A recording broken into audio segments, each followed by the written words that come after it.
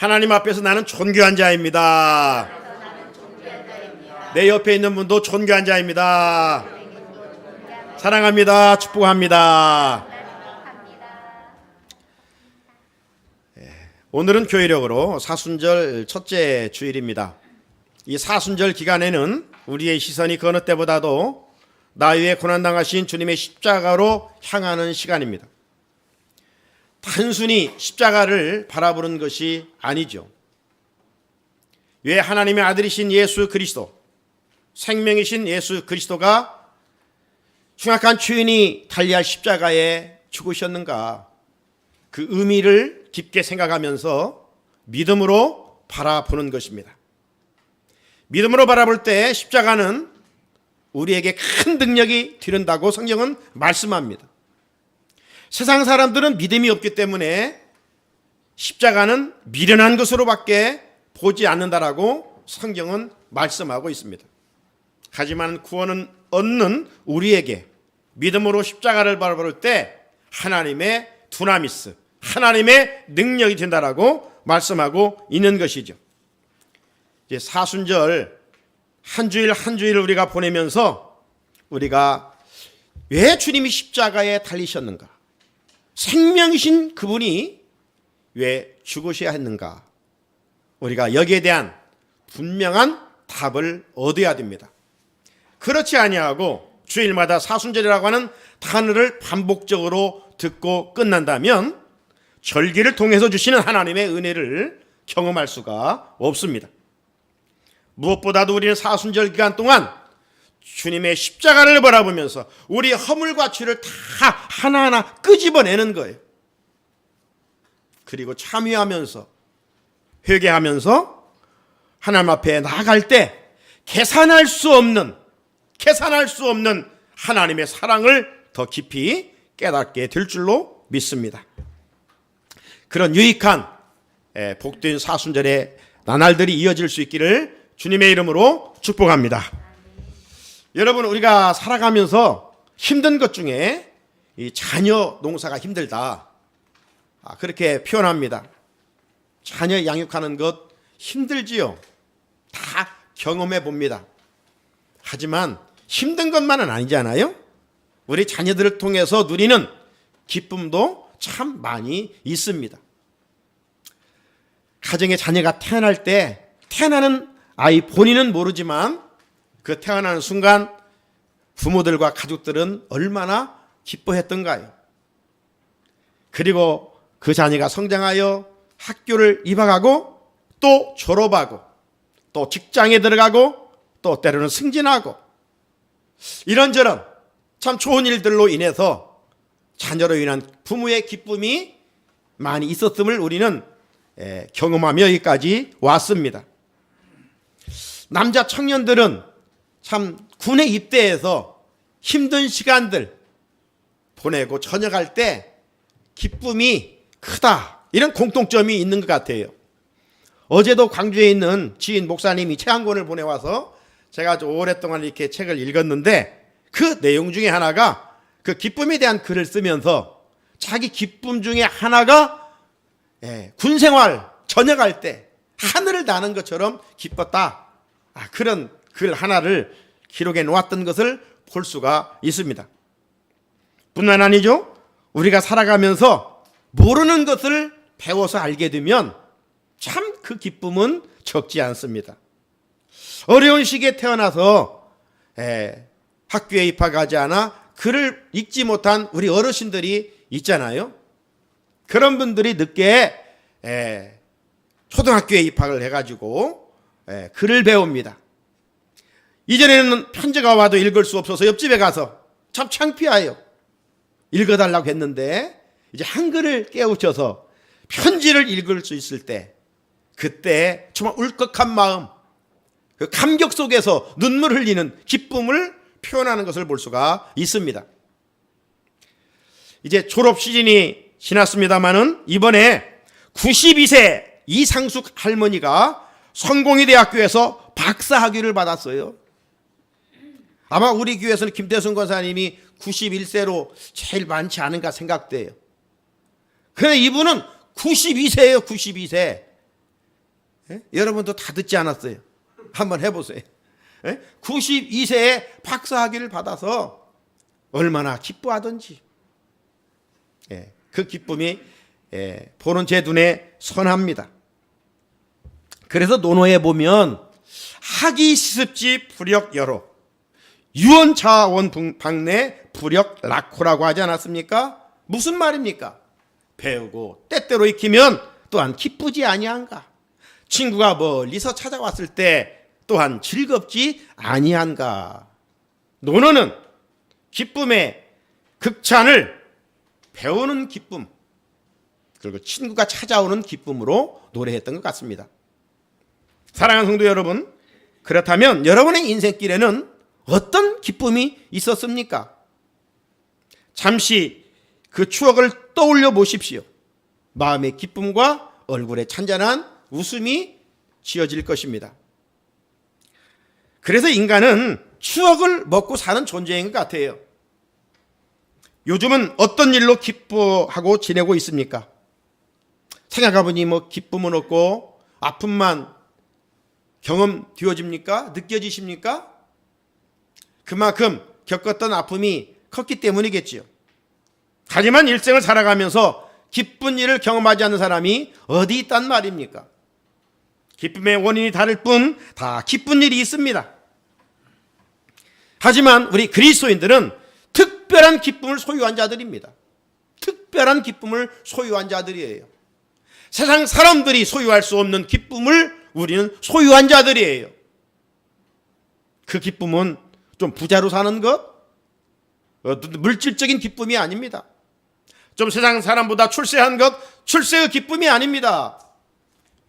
세상 사람들이 건강해 사는 것, 그런 기쁨이 아닙니다.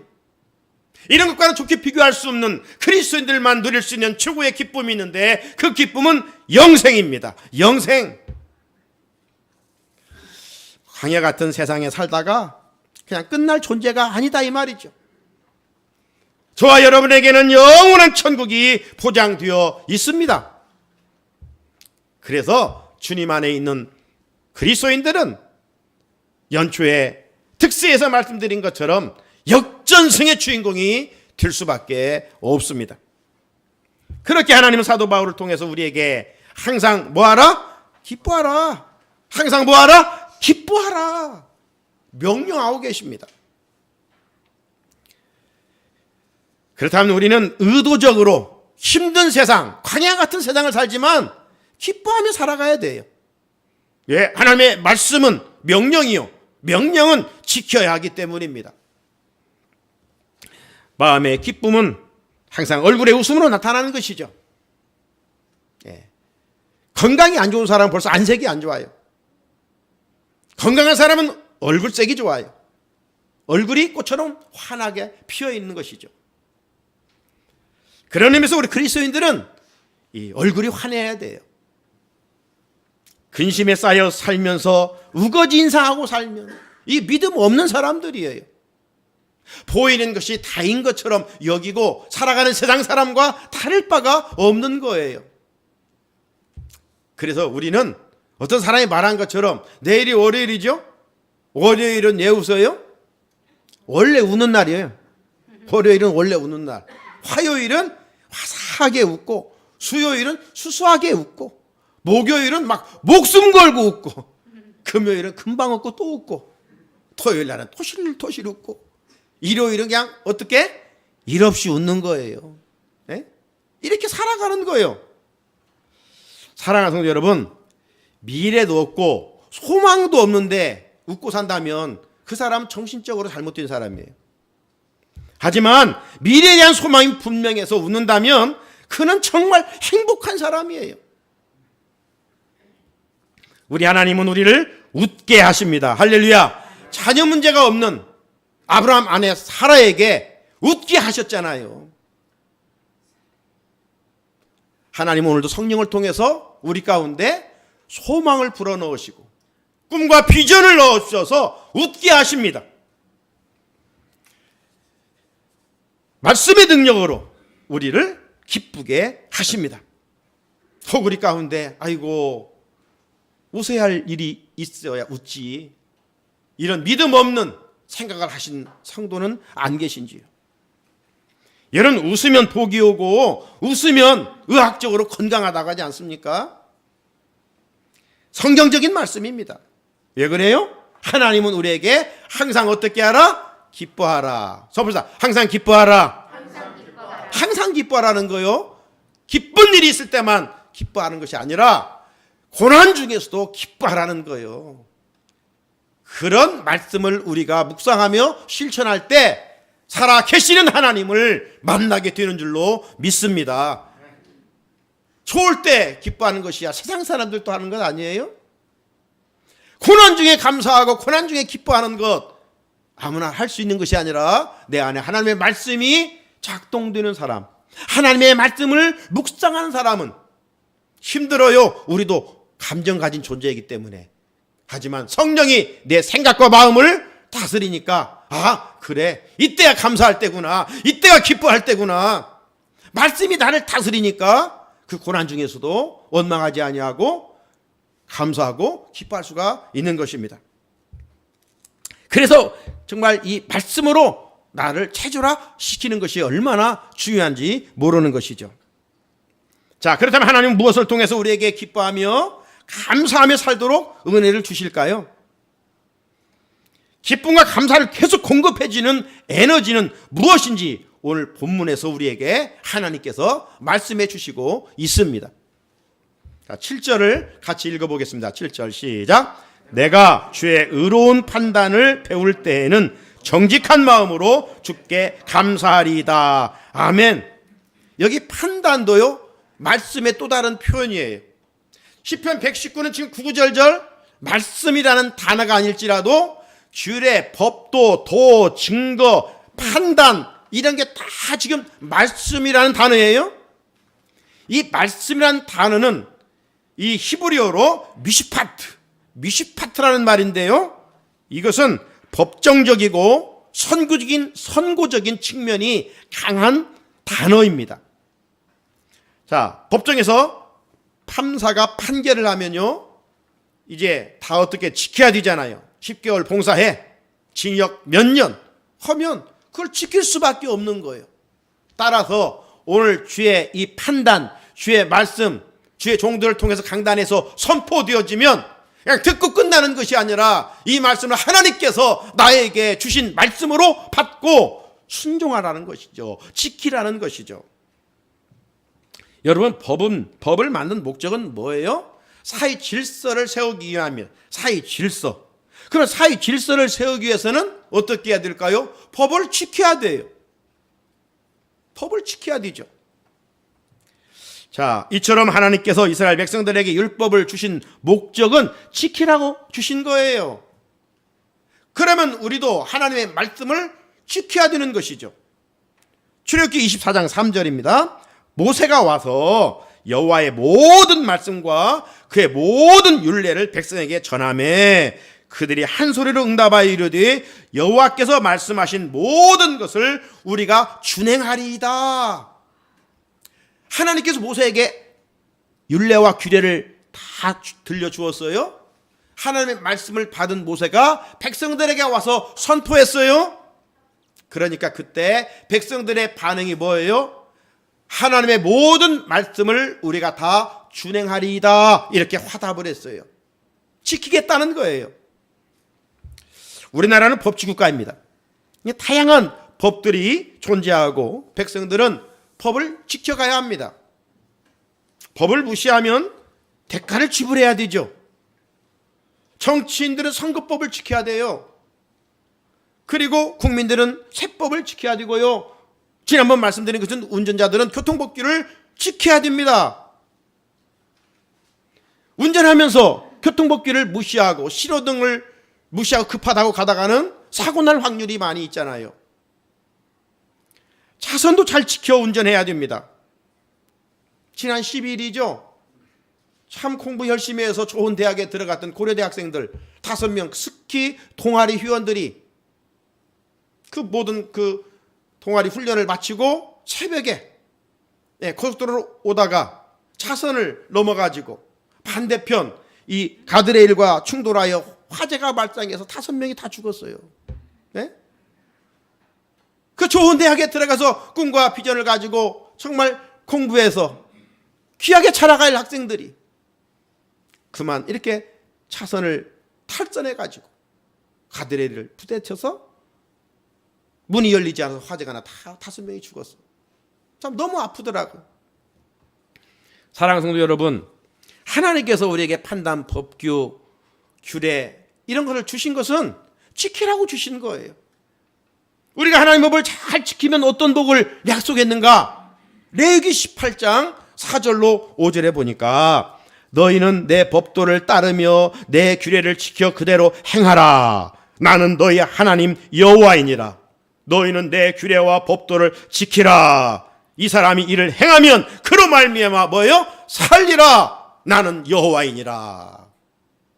하나님께서 명령하신 말씀은 힘들고 어렵고 손해보는 것 같지만 지키면 어떻게 돼요? 하나님께서 살게 하신다는 거예요. 살게 하신다는 거예요. 안 되는 것을 되게 하신다는 거예요. 높은 것을 낮추게 하시고 낮은 것은 높게 하신다는 거예요.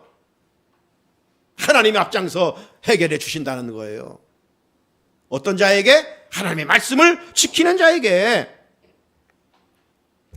말씀 지키면요 살아나는 역사가 있어요. 네? 말씀은 물과 같습니다. 물은요 시든 꽃에 물을 주면 살아나잖아요. 정말 하나님의 말씀은 생수예요. 그랬더니 그 말씀의 물을 먹는 자는요 몸도 살아나고 마음도 살아나고 영도 살아나고 인격도 살아나고 성품도 살아나고 안 되는 일이 되는 거예요. 넘어진 자가 오뚜기처럼 다시 일어나는 거예요. 그래서 우리가 송구영신 예배 때 살펴본 주제의 말씀처럼 에스겔이 본 환상 가운데 이 마른 뼈들에게 말씀의 생기가 선포되니까 어떻게 돼요? 막 살아나서 큰 군대가 되지 않습니까? 에스겔 47장에 가보게 되면 성전 문지방으로부터 나온 물이 흘러가는 곳마다 어떻게 돼요? 살아나는 역사, 소생의 역사, 회복의 역사, 열매 맺는 역사, 치료하는 역사들이 막 일어나잖아요. 왜 그래요? 말씀은 능력 그 자체이기 때문에 말씀은 살리는 에너지요 말씀은 창조의 에너지요 근원이기 때문에 그렇습니다. 그렇다면 이 엄청난 말씀을 통한 은혜를 내 삶의 자리에서 지속적으로 잊고 살기 위해서는 어떻게 해야 될까요? 말씀의 축복을 날마다 삶의 자리에서 이어가기 위해서는 어떻게 해야 되는가? 오늘 시인은 주의 의로운 판단을 배워야 한다고 그랬어요. 배워야 한다. 자, 7절 다시 한번 읽겠습니다. 시작. 내가 주의 의로운 판단을 배울 때에는 정직한 마음으로 주께 감사하리다. 말씀을 배우기 위해서는 어떻게 해야 됩니까? 매일 말씀을 읽고 듣고 묵상하고 암송해야 되는 거예요. 구체적인 실천을 해야 되는 거예요. 말씀을 다 아는 것처럼 내가 교회 다닌 지 얼마나 됐는데 내가 모르는 말씀이 있어 뭐? 이렇게 말씀 앞에 교만하면 안 돼요. 예, 겸손한 사람은요 정말 모든 걸 배우고 또 나는 부족하다 더 배워야 된다 이렇게 고백한 사람 아니겠습니까? 그럴 때 우리가 배워서 말씀으로 내 체질을 만들어야 돼요. 여러분 무엇이든 체질화시키기 위해서는요 열심히 배우고 훈련해야 됩니다. 뭐 몇 번 해가지고 체질화 됩니까? 안 돼요. 계속 해야 돼요. 반복해서 해야 돼요. 디모데가 훌륭한 목회자가 된 것은 영적 멘토인 사도 바울을 만났기 때문에 그게 가장 큰 원인일 수 있겠지요. 그러나 그보다 더 저변에 내려가 보게 되면 디모데는 어릴 적부터 유할머니 로이스와 어머니 유니게로부터 영적인 교육, 신앙교육을 잘 받았어요. 그렇기 때문에 하나님 앞에서 귀하게 쓰임받는 목회자가 되었던 겁니다. 이 사실을 사도 바울은 잘 알았어요. 그래서 바울은 디모데에게 그러나 너는 배우고 확신한 일에 거하라. 너는 네가 누구에게서 배운 것을 알며 흔들리지 말라는 것이죠. 젊은 디모데에게 사도 바울이 너 누구에게 배웠지 않냐? 그 누구예요? 유할머니 로이스와 어머니 유니게로부터 기도의 불을 먹고 자라고 말씀으로 잘 훈련받았다.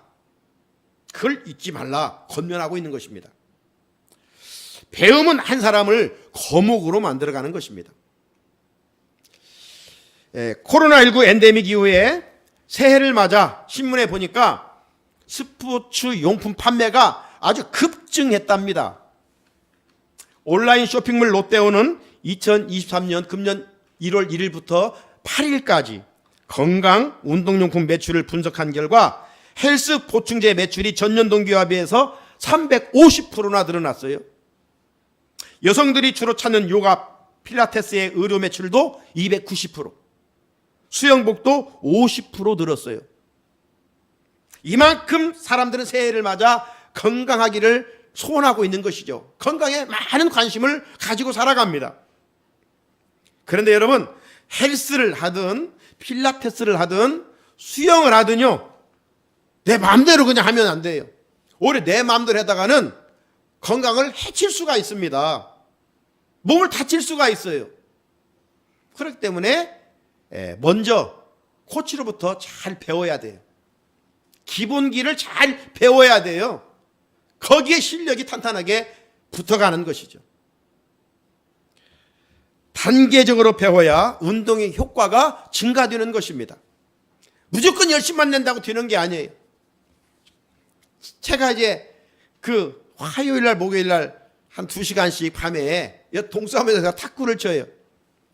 그런데 기본기가 없어요, 저는. 그러니까 친지는 오래됐어요. 예. 그러니까 실력이 늘질 않아요. 매일 토토리 기재기예요. 예. 그런데 짧은 시간이지만 배운 사람들은요, 역시 달라요. 예. 기본기가 튼튼한 사람에게서는 이길 수가 없어요. 이처럼 무엇이든지 시작할 때 기본부터 잘 배우는 일은 참으로 중요합니다. 사랑하는 성도 여러분, 영적인 건강도 마찬가지예요. 덮어놓고 믿습니다, 아멘 하면 옛날에는 믿음 좋다고 그랬어요. 그러나 그것은 강신도들이에요. 믿음 좋은 게 아니에요. 잘못된 신앙이에요. 덮어놓고 아멘 믿습니다 하면 그들은 그들의 언행으로 하나님의 영광을 가리웁니다. 신앙 연수는 오래됐는데 우리가 말씀으로 훈련되지 아니하면 교회 안과 교회 밖에서 문제를 일으킵니다. 오래된 그 연식이 오래된 자동차 관리하지 않고 타면요, 사고 나고 고장 납니다. 잘 관리를 해야 돼요. 그러므로 성도들은 말씀을 배우고자 하는 간절함이 있어야 돼요. 주일날 영적 리더인, 영적 지도자인 목사를 통해서 선포되는 하나님의 말씀을 잘 배워야 돼요. 그리고 금년 한 해 실천사항 스스로 말씀을 읽고, 말씀을 듣고, 말씀을 묵상하고, 말씀을 암송하는 이런 훈련을 계속 해나가야 돼요. 말씀을 사모하면요, 진리의 성령이 오셔서 우리를 가르쳐 주신다고 했어요. 그래서 시인은 말씀을 배우는 일로 감사하며 기뻐한다라고 오늘 고백하고 있는 거예요. 내가 주의 모든 주의 의로운 판단을 배울 때에는 정직한 마음으로 주께 감사하리다. 여기 감사라는 원어의 뜻은 기뻐한다는 거예요. 사랑하는 성도 여러분, 우리는 말씀으로 기뻐하며 감사해야 됩니다. 이 은혜를 누리고자 하면 말씀을 배우는 열정이 있어야 됩니다. 그러면 내 안에 새겨진 말씀은 내 삶의 모든 영역을 회복시켜 주시고 살게 하십니다. 말씀 주심에 감사하고 기뻐하시기를 주님의 이름으로 축복합니다. 세상 사람들은 뭐 물질이 있어서 감사가 아니라 말씀 들을 수 있고 말씀과 더불어 살아갈 수 있는 그 자체에 우리는 생명이 있기 때문에, 영생이 있기 때문에 감사해야 되는 거예요. 그러면 세상 것을 해결할 수 없는 것들을 말씀이 해결해 주십니다. 세상 것으로 평안을 누릴 수 없는 그 평안을 말씀을 통해서 얻게 되고 감사와 기쁨이 충만하게 되는 거예요. 자, 그렇게 시인은 우리가 극심한 고난 중에도 해야 할 일이 무엇인지를 분명하게 말씀해 주십니다. 자, 8절을 읽겠습니다. 8절 시작. 내가 주의 율례들을 지키오리니 나를 아주 버리지 마옵소서. 아멘. 이 말씀을 보게 되면 시인은 지금 어떤 큰 고난을 당하고 있음이 분명합니다. 직접 고백하고 있지 않기 때문에 건강의 문제인지 사업의 문제인지 자녀의 문제인지 어떤 문제인지는 알 수가 없지만 분명해요. 고난을 당하고 있어요. 그래서 시인은 고난으로 나를 아주 버리지 마옵소서 이렇게 간구하고 있습니다. 자, 그런데 놀라운 건 시인은 이 말씀에 보게 되면 그 고난 앞에 원망하거나 불평을 하지 않았다는 거예요. 왜 그랬을까요? 시인은 하나님의 섭리를 알았기 때문에 고난 중에도 그가 할 일은 주의 율례를 지키는 것이다. 욥이 극심한 고난을 당했지만 입술로 원망 불평하지 않는 것은 살아계신 하나님이 좋으신 하나님인 것을, 내가 신뢰하는 하나님이 얼마나 좋으신 하나님인가를 알았기 때문입니다. 믿었기 때문입니다. 하나님은 나를 고난으로 끝나게 하지 않으셔. 하나님은 분명히 나를 만나주셔. 이 고난을 통해서 하나님이 예비하신 축복이 있어. 이렇게 믿는 자들은 고난 때문에 입술로 원망하거나 불평하지 않는 거예요. 오늘도 시인도 그랬던 것 같아요. 아니, 오늘 시인은 한 걸음 나아가서 그 고난 속에서 그래? 그럴수록 내가 하나님의 이 말씀을 지켜야지 다짐하고 있어요. 어떻게 이 시인도 우리가 똑같은 인간일지인데 그 고난 앞에 그런 다짐을 할 수 있었을까요? 시인 스스로의 능력이 아니라 시인이 고난 중에 하나님께서 나를 아주 버리지 마옵소서 간청의 기도를 드리고 있는 거예요. 우리가 어려운 일을 당하면 그냥 환경만 보고, 요즘 새벽에 이스라엘 백성들과 사울이 골리앗만 보고 그냥 지레 겁먹어가지고 막 도망가고 숨고 벌벌벌 떨고 그랬잖아요. 그런데 20세도 안 된 다윗은요 어땠어요? 하나님을 신뢰한 사람이었어요. 하나님의 영이 함께하는 사람이었어요. 그러니까 두려움이 없는 거예요. 담대한 거예요. 다윗이 강했기 때문이 아니죠. 강하면 사울이 강하고 이스라엘 군대가 강하죠. 다윗은 위대하신 창조주 하나님이 나와 함께 하심을 믿었기 때문에 할례 받지 않는 저 블리셋은 아무것도 아니야. 이런 배짱이 있었어요. 오늘 우리 성산의 성도들이 세상을 살아가면서 이 다윗과 같은 영적 배짱이 있기를 주님의 이름으로 축복합니다. 환경을 보면 두려워요. 환경을 지배하시는 하나님을 보시기를 바랍니다. 우리가 십자가를 바라본다는 것은 하나님을 바라보는 거예요. 하나님의 사랑을 깨달아가는 거예요. 그냥 단순히 십자가를 바라본다면 그건 우상이에요. 그래서 믿음 없이 십자가 차에 달고 다니고 뭐 아프면 병원에 침대에 갖다 성경책 놔두고 그건 우상이에요. 뭐 십자가 목에 걸고 다니면 사고 안 납니까? 아니에요. 여기에 담긴 하나님의 사랑을 깨달아가는 거예요. 그래서 사순절이 십자가를 바라보는 것이지 믿음 없이 십자가를 바라보고 뭐 십자가 부적처럼 한다면 그건 우상숭배예요. 우상숭배. 오늘 시인은 연약한 중에도 원망불평하지 않고 하나님 나를 버리지 마옵소서 간구했던 것은 하나님께서 나를 도와주실 것을, 내 연약함을 채워주실 것을 확신했기 때문입니다. 시편 27편 9절 주의 얼굴을 내게서 숨기지 마시고 주의 종을 놓아여 버리지 마소서. 주는 나의 도움이 되셨나이다. 나는 구원의 하나님이시여 나를 버리지 마시고 떠나지 마소서 기도하고 있습니다. 그래서 우리가 고난 중에 할 일은 기도하는 거예요. 기도하는 사람은 근심하지 않고 근심하는 사람은 기도하지 않습니다. 염려하는 사람은 기도하지 않는 사람이에요. 염려할 것 중에 우리가 바로 그 시간이 기도하는 시간이에요. 그래 빌립보 4장 6절이 아무것도 염려하지 말라. 기도와 간구로 너희 구할 것을 감사함으로 하나님께 아리라. 이런 말씀들을 우리가 가지고 살아가야 되는 거예요. 묵상에서 이런 말씀들을 막 끄집어내야 돼요. 그러면 다윗처럼 그런 두려움을 극복하고 담대할 수가 있는 것이, 영적 싸움에서 승리할 수가 있는 거예요. 여러분, 회복되고 살아나는 것은 내 힘으로 할 수 없어요. 여호와 하나님 주시는 도움만이 가능합니다. 그래서 시인은 성전에 올라갈 때마다 이렇게 자문자답했잖아요. 시편 120편 1절 2절에 보게 되면 내가 산을 향하여 눈을 들리라. 나의 도움이 어디서 올까?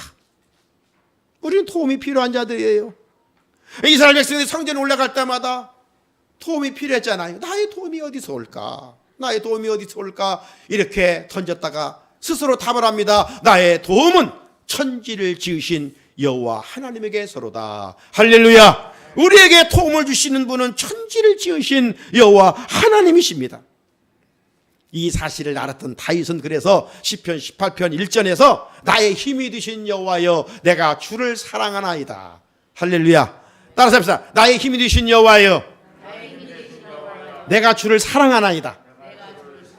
예, 이런 말씀들 얼마나 간단하고 암기하기 좋습니까? 나의 힘이 되신 여호와여 내가 주를 사랑하나이다.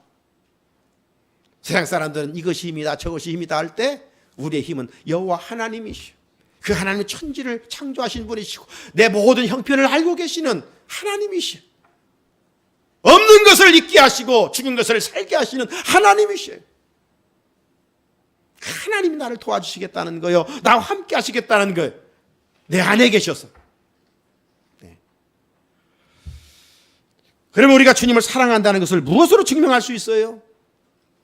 우리가 부모님을 사랑한다면 사랑의 여러 가지 할 수 있지만 그래도 제일은 부모님 말씀에 순종하는 거 아니에요? 우리가 하나님을 사랑한다는 건 다른 게 아니에요. 여호와 말씀을 지키라. 그래서 시편 119편은 계속 반복해서 지키라 지키라 지키라 강조하고 있는 것입니다. 그래서 예수님은 요한복음 14장 21절에서 나의 계명을 지키는 자라야 나를 사랑하는 자니. 주의 계명을 지키는 자가 주님을 사랑한다는 거예요. 교회만 왔다 갔다 하고 설교만 듣고 왔다 갔다 하는 자가 주님을 사랑하는 자가 아니라 주의 말씀을 들어서 배워서 깨달았으면 그 말씀대로 지켜 행할 때 그가 진실로 주님의 제자지. 교회만 왔다 갔다 하면 그는 종교인이나 다를 바가 없어요. 사랑하는 성도 여러분, 하나님께서는 능력이 많으시고 우리를 사랑하시지만 우리가 고난 없이 살도록 하진 않으시는 것 같아요. 때때로 하나님은 우리에게 고난을 허락하시는 것 같아요. 하지만 분명한 것은 하나님은 우리에게 고난을 이길 수 있는 능력을 주신다는 사실이에요. 그 능력, 그 강한 무기가 뭐냐? 무엇을 통해서 우리로 하여금 그 고난을 뚫고 이기게 하시는가? 다른 게 아니에요. 말씀이에요. 말씀을 통해서. 우리가 말씀을 붙들고 고난 중에 기도할 때 하나님은 두 귀를 열어 들으시고 고난을 이길 수 있는 힘과 능력도 주시고 마침내 합력하여 선을 이루게 하셔서 잠깐의 고난이 기쁨으로 찬양으로 승화시켜 주시는 분이시에요. 하나님은 결코 우리를 터널만 지나가게 하시는 분이 아니시라. 터널 지나면 밝은 태양빛이 비치는 것처럼 의의 태양이신 예수 그리스도가 우리를 기다리고 계시는 거예요. 지금 어떤 고난으로 힘들어하고 아파하고 계십니까? 그것 때문에 혹시 원망하고 불평하고 염려와 근심에 파묻혀 있다면 하나님의 말씀을 신뢰하지 않기 때문입니다. 마음에 주의 율례를 묵상해야 되지 염려를 묵상하는 주님의 제자라면 이건 아니올시다 아니겠어요? 염려 묵상하십시오. 시간이 있다면 말씀을 묵상하십시오. 그러면 말씀은 정말 정오의 햇빛과 같아서 쌓인 눈을 녹게 하듯이 우리의 안에 있는 염려와 근심을 녹게 하십니다. 사라지게 하십니다. 물리쳐 주십니다. 하나님 우리가 능력자로 살면서 하나님을 기쁘게 계시게 해드리기를 원하십니다. 어떻게 해야 될까요? 시인처럼 어떤 환경에 있을지라도 주의 율례를 지키겠습니다. 하나님 말씀대로 살겠습니다. 취사선택이 아니에요. 단 말씀만 지키는 것이 아니라 쓴 것이 약이라고 쓴 말씀일수록 지켜가야 돼요. 그러면 반드시 주님이 주신 힘으로 승리하고 역전승의 주인공이 될 수가 있습니다. 사랑하는 우리 성산의 성도 여러분, 우리에게 능력은 말씀입니다. 그래서 시인은 말씀을 배우는 것을 감사와 기쁨으로 여겼습니다. 그럼 우리도 겸손한 마음으로 항상 주의 말씀 배우기를 힘써야 합니다. 나아가 주의 의로운 판단을 배울 때 우리 영혼의 세포들이 살아나고 영적으로 건강하게 됩니다. 영적으로 건강하게 되면 어떤 고난 중에서도 염려하거나 근심에 빠지지 않습니다. 원망과 불평도 하지 않습니다. 오히려 시인처럼 하나님의 말씀의 은혜를 힘입어 감사하며 기뻐할 수 있습니다. 이런 사람이 정말 능력자 아니겠습니까? 말씀을 붙들고 주님을 찾는 일에 사순절 첫째 주일을 보내시기를 바랍니다. 그러면 하나님께서 말씀의 생기로 살아나는 은혜를 경험하게 하실 줄로 믿습니다. 거룩하신 하나님 아버지, 오늘도 귀한 말씀을